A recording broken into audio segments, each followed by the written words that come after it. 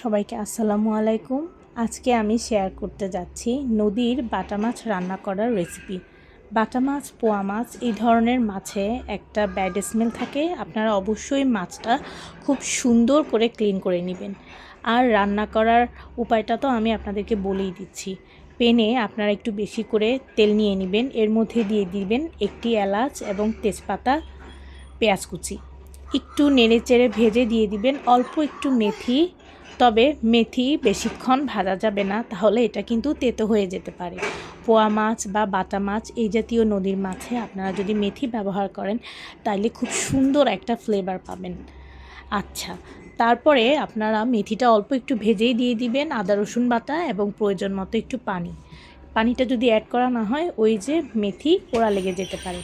এরপরে দিয়ে দিবেন মাছের বাকি সব মশলা, যেমন হলুদের গুঁড়া, মরিচের গুঁড়া, জিরা, ধনিয়া এবং প্রয়োজন মতো লবণ।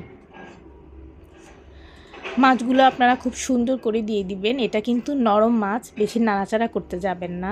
স্ক্রিনে দেখানো পদ্ধতিতে নেড়ে চেড়েই আপনারা মাছগুলোকে ভুনা করে নেবেন।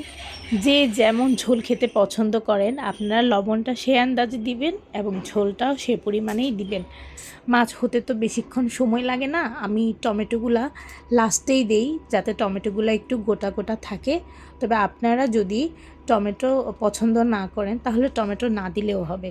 তবে ধনিয়া পাতাটা অবশ্যই দিবেন, এটা মাছের টেস্ট অনেকটাই বাড়িয়ে ফেলে।